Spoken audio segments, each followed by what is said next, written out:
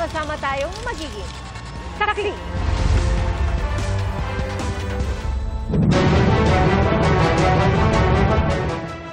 Bago sa saksi, sinalakay ang isang planta sa Marilao, Bulacan na umano'y nag-iimbak ng mga delikadong kemikal gaya ng sangkap sa paggawa ng bomba. 3 Chinese national ang arestado at ayon sa NBI, 100% Chinese-owned ang planta na 3 buwan nilang minanmanan. Nakarehistro raw ito para sa paggawa ng metal alloys pero wala raw kinalaman sa kanilang operasyon ang mga natuklasang kemikal gaya ng 20 toneladang sodium tungstate at nitric acid na ginagamit sa bomba. Pang military application din daw ang ibang kemikal tulad ng tungsten na maaaring gamitin sa artillery, missile coating para hindi ma-detect ng radar at armor piercing. Patuloy ang investigasyon. Nakakatakot ito, mapunta sa kamay ng hindi dapat. Initial findings namin, the corporation is owned by 5 Chinese. Kinaladkad at sinabunutan ng mga kaeskwela ang isang grade 8 na estudyante sa loob mismo ng kanilang classroom sa Quezon City. Iniimbestiga na yan ang pamunuan ng paaralan, gayon din ng DepEd. Saksi, si Ian Cruz. Pinagtatawanan at sinisindak pa ang grade 8 na estudyanteng yan sa loob ng isang classroom sa Bagong Silangan, Quezon City. Habang nakapalibot ang kanyang mga kaklase, bigla na lang siyang sinabunutan. Ang biktima nahulog mula sa kanyang inuupo ang armchair, kinaladkad at winasiwas pa sa sahig. Sa report ng principal na nakarating sa central office ng DepEd, ilang beses umanong sinaktan ang biktima noong araw na iyon. Dahil sa takot ay hindi siya nagsumbong sa kanyang mga magulang. Ayon naman sa kwento ng aming source na tumangging humarap sa kamera, mayroon umanong di pagkakaunawaan ng biktima at ang babaeng leader ng grupo. Sinikap naming makuha ang panig ng grupo pero tanging ang kapatid ng isa sa mga nanakit ang aking nakausap. Ikiit niya, ang kapatid ang unang binuli umano. Batay sa sinabi ng source, natunto namin kung saan nakatira ang biktima para sa nahinga ng pahayag. Pero tumanggi ang mga magulang ng bata na makausap namin siya, gayon din ng sangguniang kabataan. Sa pahayag ng Bagong Silangan High School, sinabi nitong may seryosong aligasyon ng bullying at iniimbestigahan na nila ang insidente.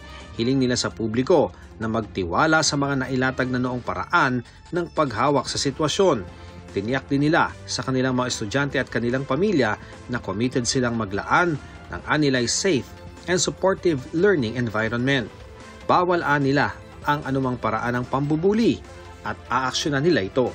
Siniguro naman ng DepEd na tutugunan nila ang insidente at inatasan na bilisan ng paaralan ang investigasyon. Nagsagawa naman ng pulong sa Child Protection Committee ng paaralan para matiyak na mapakikinggan ang lahat ng panig. Titiyakin daw ng DepEd ng suporta para sa nabuli na estudyante, gayon din sa lahat ng apektadong mag-aaral. Nire-review rin ang pagsunod ng paaralan sa mga pulisiya kontra bullying. Humingi na rin ng tulong ang DepEd sa Philippine National Police para sa investigasyon. Para sa GMA Integrated News, Ian Cruz ang inyong saksi. Patay matapos pagbabarilin sa Pavia, Iloilo ang driver ng LTO Region 6 Director. Sa kuha ng CCTV kagabi, kinakausap ng magkapatid na suspect ang biktima nang bigla siyang sapakin na isa sa mga suspect at saka pinagbabaril kahit natumba na. Tumakas sa mga suspect pero naharang sa checkpoint sa bayan ng Sara. Hindi humarap sa kamera ang mga suspect pero ayon sa kanila, palagi silang tinitignan ng masama ng biktima na 2 beses na raw nilang inireklamo sa pulisya. Ayon naman sa Pavia Police, walang record sa kanila ang biktima pero inaalam kung may reklamo nga laban sa kanya. Sinisikap ng GMA Regional TV na makuha ang pahayag ng pamilya ng biktima.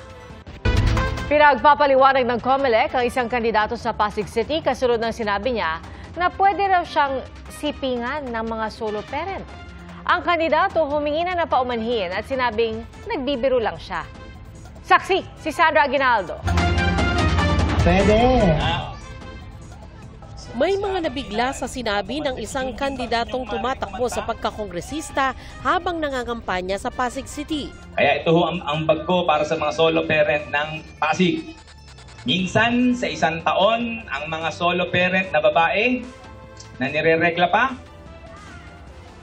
malinaw, nireregla pa, at nalulungkot, Minsan sa isang taon, pwedeng sumiping ho sa akin. Ang pahayag na ito ni Attorney Christian Sia umabot sa Commission on Elections o COMELEC. Kaya isang show cause order ang ipinalabas ng COMELEC Task Force SAFE. Pinagpapaliwanag siya sa loob ng 3 araw kung bakit hindi siya dapat masampahan ng reklamong election offense at petition for disqualification. Sa pananaw ng COMELEC, posible raw itong paglabag sa resolusyon ng COMELEC kontra diskriminasyon. Partikular ang probisyon nito kaugnay sa discrimination against women at gender-based harassment. Hindi kami papayag na may mga bastusan dito sa ating pong kampanyahan. Hindi nakakatawa yung biro na gano'n. Sapagkat pag walang ginawa ang COMELEC, parang wala namang kaming kwenta. Sa lahat po ng mga iba pang mga kandidato, gawin lang po natin tama ang ating pangangampanya. Fair to everyone. Pinalagan din ni Department of Social Welfare and Development Secretary Rex Gatchalian ang sinabi ni Sia. Alam niyo yung mga solo parents, malalim na yung pinagdaraanan nila. So kung gagawin lang niyang biro yung mga pinagdaraanan ng mga solo parent, kung sa mata niya ay pwedeng gawing punchline ang buhay ng mga solo parent, sa amin mali yun. In fact, nakakainis at offensive, nakakasira ng sensibility, lalong-lalo na sa isang tao na naghahangad na tumakbo sa isang napakataas na posisyon. It's really not funny. It's not done in good taste at all. Humarap naman sa media si Sia para magpaliwanag. Sabi niya, biro lang ang sinabi niya. Batid daw niyang nakasakit siya ng damdamin kaya humingi siya ng paumanhin. I'm sorry po na lumabis po ang aking salita at mali po ang napili kong biro para po magpatawa sa isang political focus. And I promise po na hindi na po yan mauulit. And I hope na mabigyan po rin tayo ng pagkakataon. Para sa GMA Integrated News, Sandra Aguinaldo, ang inyong saksi.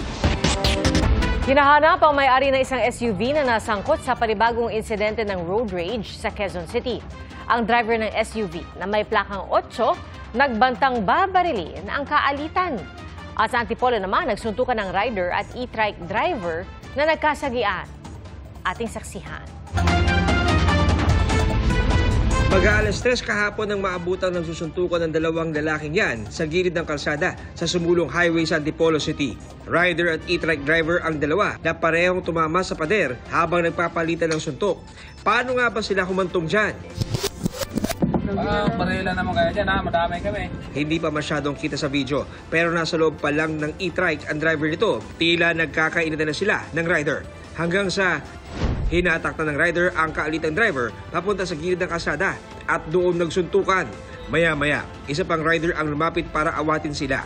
Ayon sa barangay, nagsimula ang away ng masagiran ng motor ang e-trike. Driver daw ng e-trike ang unang naluntok. Ang kinagalit doon nga kasi nasira niya yung pan. Kaya doon siya nagalit. Inamin naman ng nanuntok na talagang nabigla siya.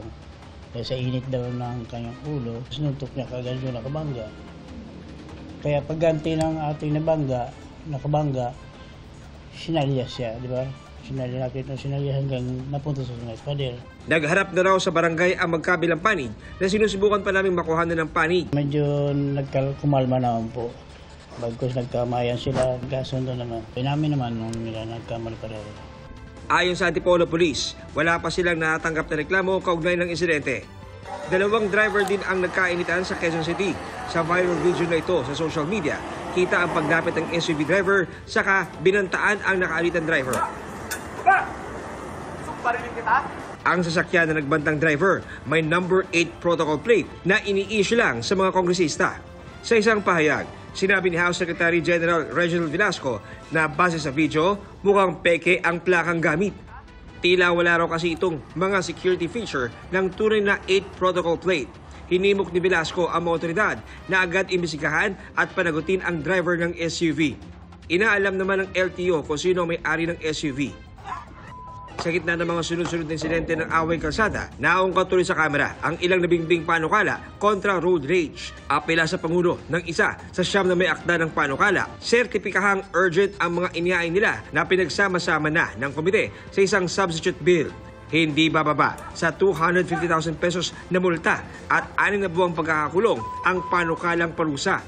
Kung may nasaktan o namatay, nilinaw sa panukala na haharap pa ang akusado sa hiwalay ng mga reklamo sa ilalim ng Revised Penal Code. Siyempre, yung mahigpit na parusa ay of course maaaring makabawas sa mga insidente ng mga agresibong nagmamaneho. Ang dami ngayon, walang pasensya eh. Of course, pagsulong din ng disiplina sa kalsada. Kailangan ng katapat na panukala sa Senado, pero sabi ng Senate President, anong pinagkaiba nito sa murder? Dahil yung huling road rage incident sa Antipolo, sinampahan na ng kasong murder yung bumaril. So anong pinagkaiba ng road rage bill na ito? Paano niya mapapadali? Paano niya mapapabilis? O paano niya maliliwanag pa yung krimen kung sakasakali? Ayon sa Automobile Association of the Philippines, hindi bagong batas ang kailangan, kundi mas striktong pagpapatupad sa mga kasalukuyang batas. Dagdag din daw rito ang pagbabago sa asal ng mga motorista at driver education. Problema natin sa Pilipinas, hindi batas, enforcement, and following rules. Dami-dami nating batas eh. Kailangan din daw pairalin ang pagiging mahinahon at magkaroon ng tamang pag-ugali sa tuwing magmamaneho. Dapat paglabas mo sa kalsada araw-araw, ang attitude mo ay, pagbibigyan ko yung gustong sumingit sa akin. Minsan kasi ang tinatawag nila dyan, perceived slight. Kinat ako eh.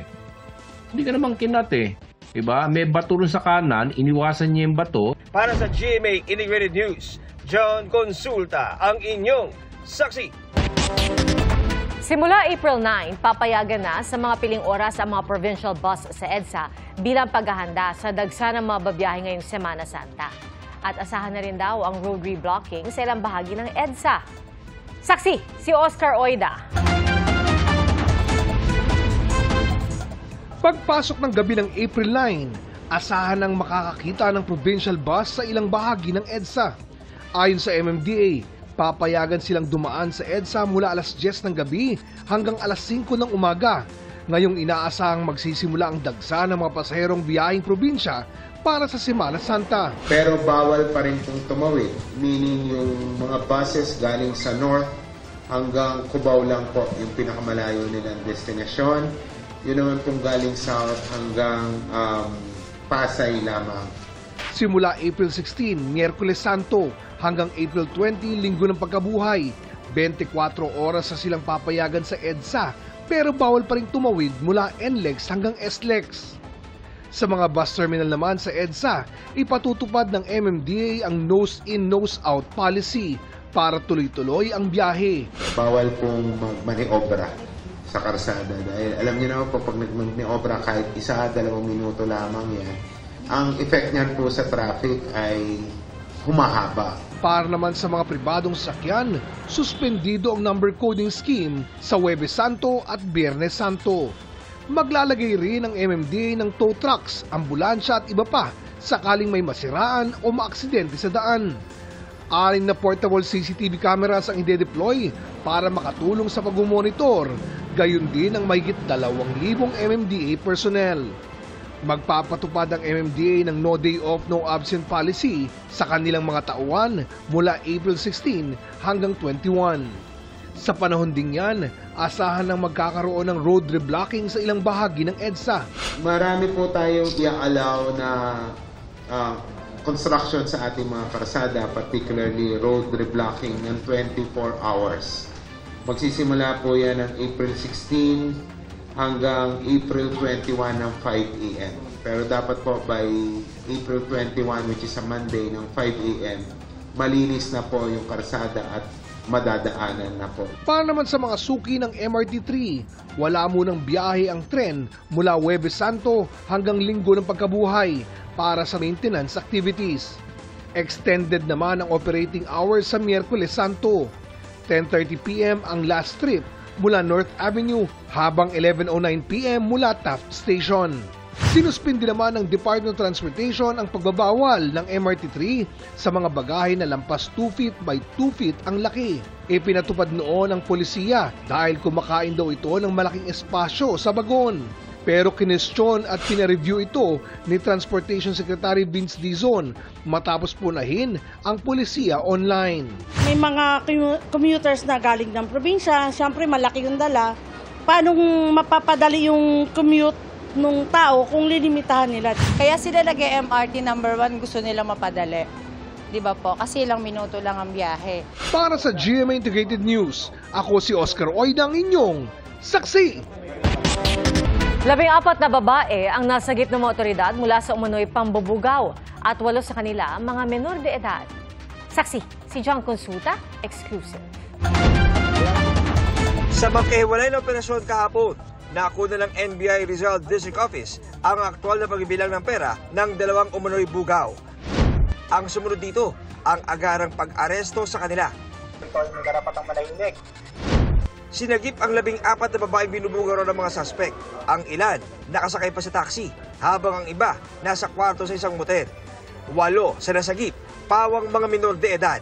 Ayon sa NBI Rizal, online ang transaksyon ng mga suspect sa mga parokyano. Itong mga perpetrators, meron silang binuong GC, group chat. So doon nakikipag-transact. Nagpapadala ng mga pictures ng mga babae for prostitution. Nag-meet muna sa isang cafe, restaurant, na adjacent lang, malapit lang sa motel kung saan mag-check-in. Galing Caloocan at Binangon ng Rizal ang mga nasagip, ang isa sa mga biktima. We discovered that one of the victims that we were rescued was also the one we rescued during our previous operation. So bumalik sa dating trabaho. Nahanap ang 2 suspect sa reklamong qualified trafficking na may parusang 2 hanggang 5 milyong pisong multa at habang buhay na pagkakakulong. Kailangan lang po talaga. Pero alam ko pong mali. Sobra pong pagsisisi. Pag nakalayo po ako, hindi na po ako babalik sa ganito. Hindi ko naman po alam talaga. Ganun po talaga mangyayari, sir. Wala po, hindi po talaga kadala, sir. Ayon sa NBI, isa sa ilalim sa counseling ang mga nasagip para hindi na sila bumalik sa ganitong uri ng trabaho. Para sa GMA Integrated News, John Consulta ang inyong saksi. Nakuryente na, nahulog pa ang isang construction worker mula sa itinatayong bahay sa Caloocan. Saksi, si Jomer Apresto, exclusive. Baka malaglag ka pa dyan, relax ka muna pre, huwag ka muna gumalaw. Hinang-hina at tila lupaypay ang lalaking ito na nakadapa pa sa bubong ng isang bahay sa barangay 36 sa Caloocan City. Ang lalaki, nakuryente pala. Sa kwento ng admin ng barangay na nagsilbing first responder, nakarinig sila ng pagsabog mula sa isang transformer kahapon ng umaga. Maya-maya, nagsigawan na ang ilang residente na mayroong construction worker na nahulog sa bubong. Posibleng dumikit umano ang 23 anyos na biktima mula sa high tension wire na halos katabi na ng kanilang itinatayong bahay. Pagkita ko sa kanya, nakakano sa bubong, tapos pilit siyang tumatayo. May malay naman, kinakausap ko, ang iniiwasan lang kasi baka mamaya mahulog pa sa bubong na pinagbagsakan niya. Sige, nagsusukat daw, siguro may sumabit siya ron, initya siya sa may kabilang bahay, sa bubong. Pinagayang yagwa, parang 4th floor, bumagsak siya sa bubong ng 2nd floor. Nagtulong-tulong na ang mga tao sa lugar para makuha mula sa bubong ang biktima.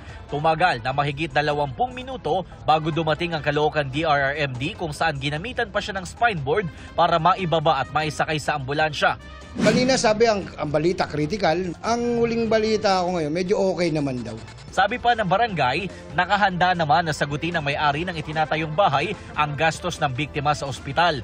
Pero napagalaman na wala palang building permit ang pinagagawang bahay. Inireklamo na rin daw ito noon ng ilang residente dahil mayroong mga naglalaglagan ng mga debris mula rito. Hindi naman namin nabigyan ng barangay permit kasi hindi siya kumukuha eh. Sabi niya kumukuha siya para at least makapunta siya ng mayor's permit. Yun ang pag-uusap namin. Para bang binaliwala din, o yun, nagtayo siya ng tayo ng hindi namin alam. Gabi-gabi, nagpapagawa pala siya. Sinubukan namin makipag-ugnayan sa may-ari ng itinatayong bahay pero walang sumasagot sa kanila. Nagpaalala ang Meralco sa mga construction worker na dapat may mga nakakabit na conductor cover sa mga linya ng kuryente na malapit sa mga gagawing bahay o gusali. Dapat ay mayroon ding distansya na 10 talampakan ang gagawa mula sa linya ng kuryente. Para sa GMA Integrated News, Jomer Apresto ang inyong saksi.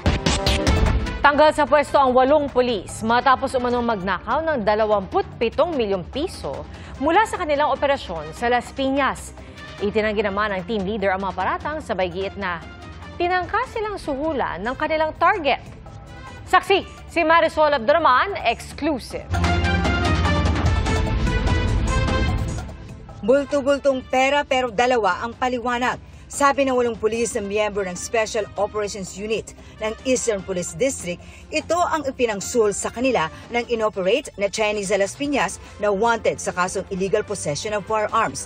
Kaya kinuha nila ito bilang ebidensya umano. Pero iba ang sumbong sa direktor ng Eastern Police District. Kaya binabawi sa mga pulis ang perang umaabot sa 12 million pesos.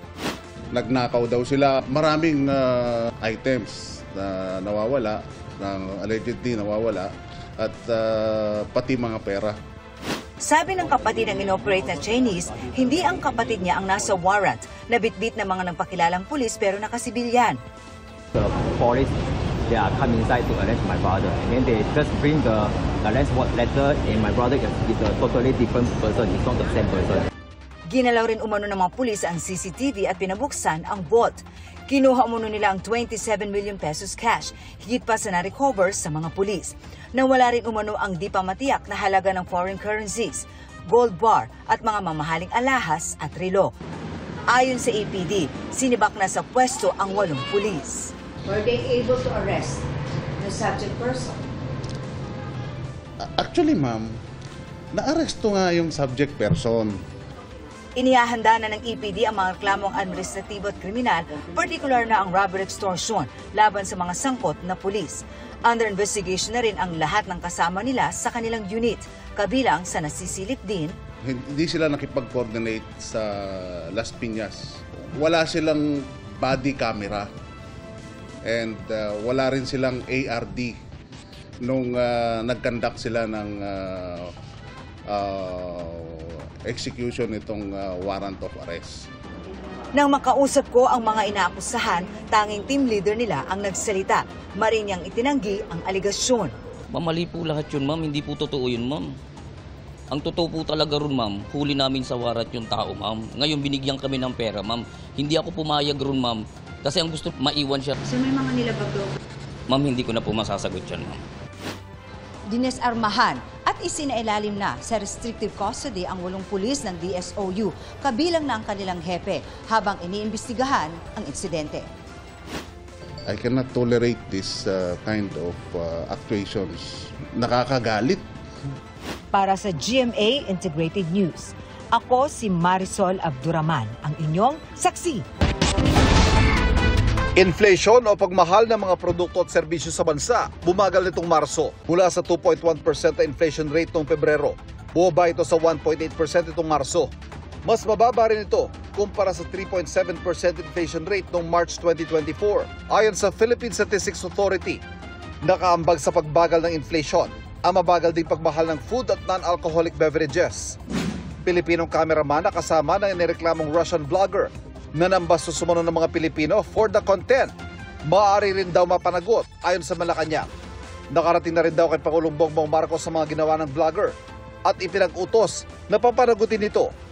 Kasabay nito ay nagpaalala ang palasyo na bagamat welcome sa bansa mga turista o dayuhan, dapat sumunod pa rin sa batas sa mga gumagawa ng online content.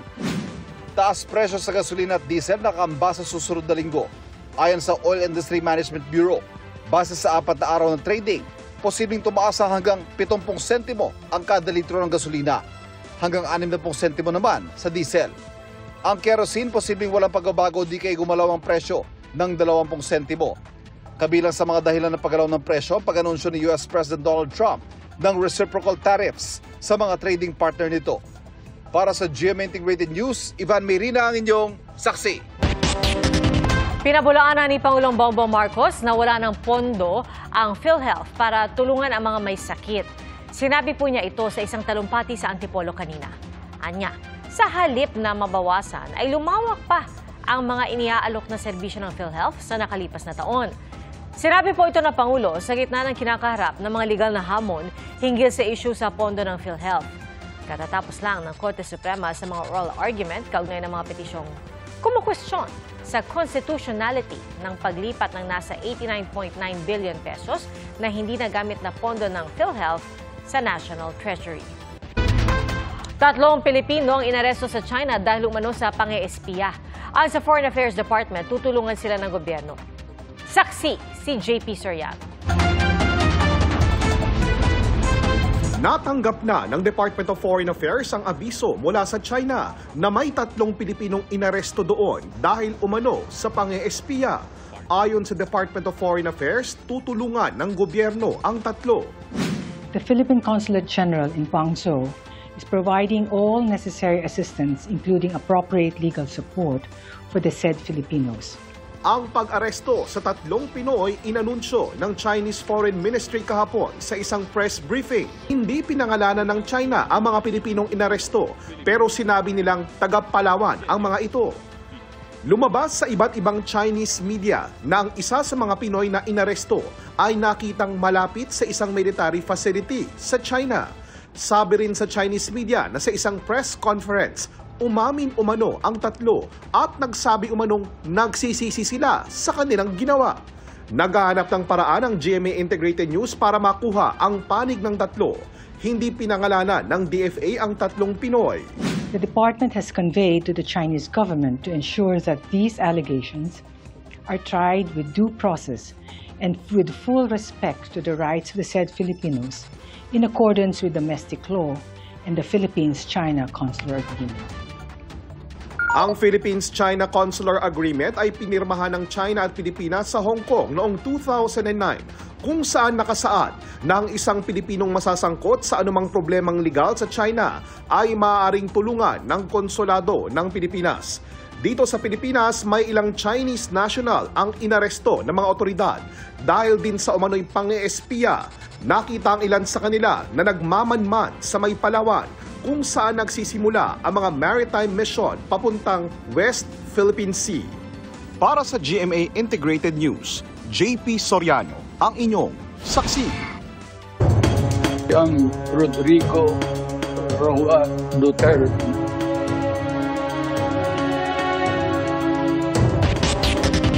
Kumpleto na po ang defense team ni dating Pangulong Rodrigo Duterte para sa kinakaharap na kasong murder as a crime against humanity sa International Criminal Court. Kinumpirma ito ng kanyang lead counsel na si Attorney Nicholas Kaufman. Dagdag pa niya, walang Pilipinong abogado sa defense team. Hindi po kasama si dating presidential spokesman Harry Roque sa team dahil nag-a-apply ito ng asylum sa the Netherlands at hindi raw ito akma sa trabahong humarap sa ICC. Posibleng sa Lunes, lumabas ang formal na anunsyo hinggil sa defense team.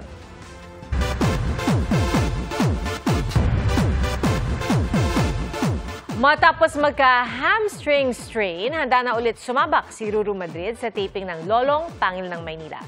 Kamusta na nga ba ang kanyang lagay? Narito ang showbiz saksi ni Lars Santiago. Maayos na ang hita ni Ruru Madrid makaraang magka-hamstring strain sa taping ng Lolong Pangil ng Maynila. Pero para hindi mapuwersa ang binti, dumating siyang nakasaklay sa taping kanina. Ready na raw muling sumabak sa trabaho si Ruru. Alam naman natin kung gaano ako ka-passionate dito sa craft ko at pagmamahal ko rin dito syempre sa Lolong. Yung mga gantong klaseng pagsubok for me, ito yung nagsisilbing gasolina sa akin to work harder. It's a matter of kung paano ka magbabounce back doon sa nangyari sa'yo. Pangako ni Ruru, hindi anya mawawala ang kinagigiliwang action scenes ng mga manunood dahil tuloy-tuloy pa rin ang pakikipaglaban ni Lolong sa kasamaan. Marami po na doon po sa original cast ng Lolong na mapupunta na rin sa Maynila. So abangan po natin yan kung sino-sino po yan. At talagang magiging ma-action po itong mga susunod na mga episodes na mapapanood nyo. Thankful din si Ruru sa magandang feedback sa Lolong Pangil ng Maynila na nakikita rin sa mataas nitong rating.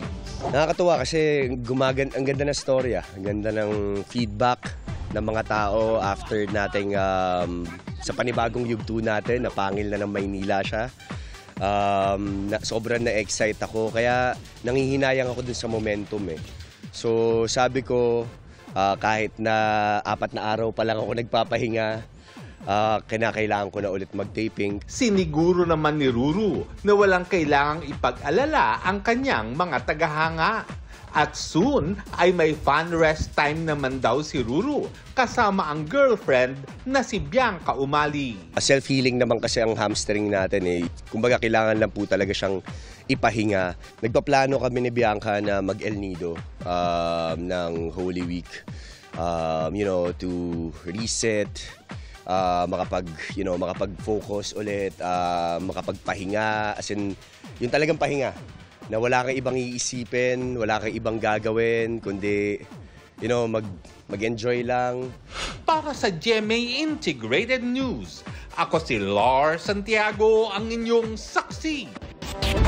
Pinarangalan sa Reader's Digest Trusted Brands 2025 ang Kapuso Network at si GMA Integrated News anchor Mel Tiangco. Kinilala si Tiangco bilang Most Trusted TV Presenter for News and Current Affairs. Sa ika-9 na taon naman, ginawaran ng Platinum Award for Most Trusted TV Network ang GMA Network. Si GMA Senior Vice President for Corporate Strategic Planning and Business Development, Concurrent Chief Risk Officer and Head of Program Support Reggie Bautista ang tumanggap ng parangal. Muli namang kinilala bilang Most Trusted Entertainment and Variety Presenter si It's Showtime host, Vice Ganda.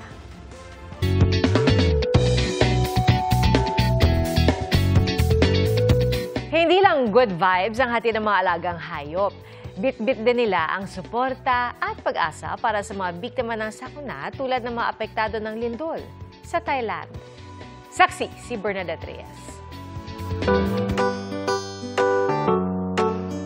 Cute, huggable, at pantanggal stress. Ilan lang yan sa karaniwang paglalarawan ng fur parents sa kanilang pets.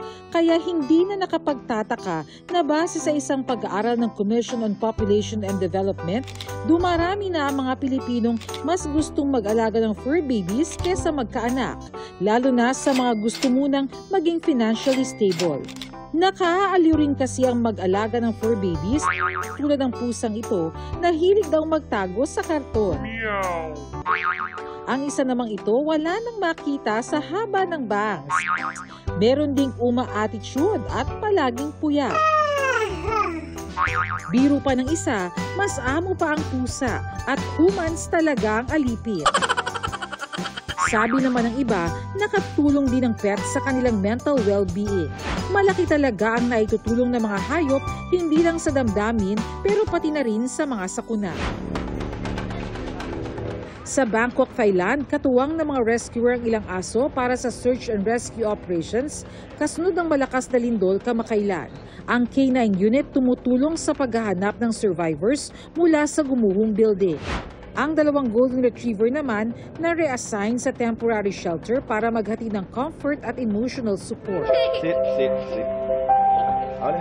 Ang mga bata aliw na aliw sa cute at fluffy na mga aso. Pero para sa iba pang kaanak na mga nawawala, hindi lang yakap at saya ang ibinibigay ng mga hayop na bumisita dahil ang kanila raw presensya naghahatid din ng pag-asa. Para sa GMA Integrated News, Bernadette Reyes, ang inyong saksi.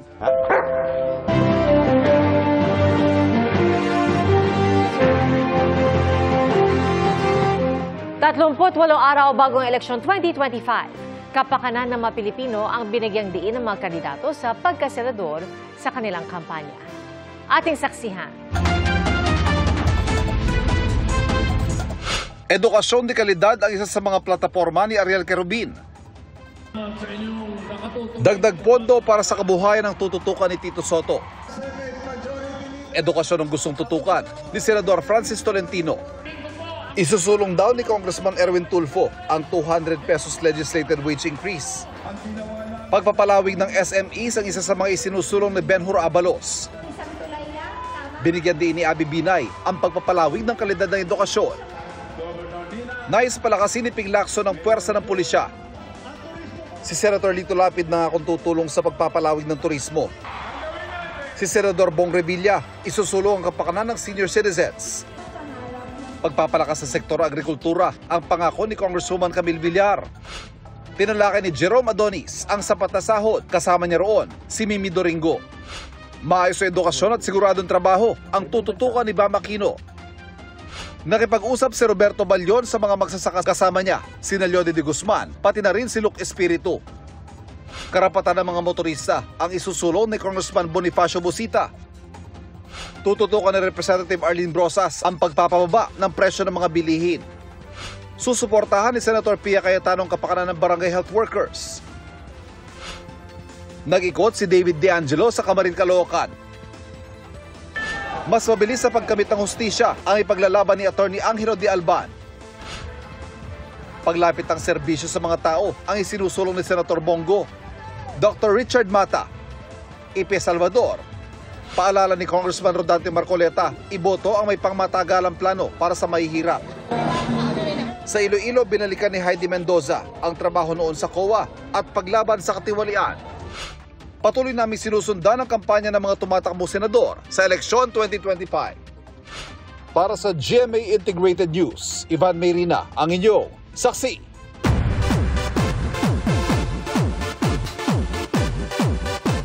Nagbabalik na naman ang hiwaga at kapangyarihan mula sa brilyante ng lupa, hangin, tubig at apoy sa Encantadia Chronicles Sangre sa panibago nitong teaser. Sa pinakabagong pasilip sa serye, makikita ang mga sangre na nakasakay sa kabayo at tila desyerto ang dinaraanan. Ay kay Glyza De Castro, produkto ito ng maraming taon na paghihirap para mapaganda ang serye. At may bagong kwento rin ang kanyang karakter na si Pirena. Habang bagong hamon naman para kay Rian Ramos ang kanyang karakter na si Mitena na masamang kakambal ni Cassiopeia. Isang retiradong pulis ang patay sa panibagong insidente ng pamamaril sa Datu Odin Sinsuat, Maguindanao del Norte. Base sa investigasyon, nakaupo lang ang 73 anyos na biktima sa kanyang tindahan nang lapitan ng hindi patukoy na salarin saka binaril ng ilang beses. Isinugod sa ospital ang biktima pero binawian din siya ng buhay. Sugatan naman ang 3 taong gulang na babae matapos madamay sa pamamaril. Patuloy ang investigasyon. Isang menor de edad naman ang patay.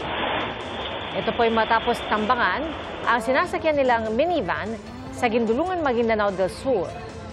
Nakaligtas at nakalabas na sa ospital ang mga kasama niya sa sasakyan kabilang na ang driver nito. Inaalam pa ang motibo sa krimen. Ipinagbawal na ng MMDA ang pagbablog o pagkuha ng video sa kanilang mga operasyon. Ayon kay MMDA Chief Romando Artes, hindi na pwedeng mag-post o mag-record ng MMDA operations ng kanilang mga empleyado habang oras ng trabaho or office hours. Ganyan din ang private vloggers. Tanging ang MMDA Public Information Office na lang daw ang maaaring mag-post ng mga litrato at video ng kanilang operasyon. Inilabas ang polisiya kasunod ng pinunang paraan ng paninita ni MMDA Special Operations Group Strike Force Head Gabriel Go. Ayon kay Artes, walang suspensyon na ipinatok kay Go pero tuloy ang pagdinig sa kanyang administrative case.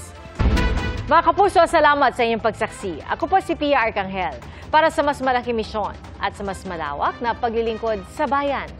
Mula sa GMA Integrated News, ang News Authority ng Filipino. Hanggang sa Lunes, sama-sama po tayong magiging saksi. Mga kapuso, maging una sa saksi. Mag-subscribe sa GMA Integrated News sa YouTube para sa iba't ibang balita.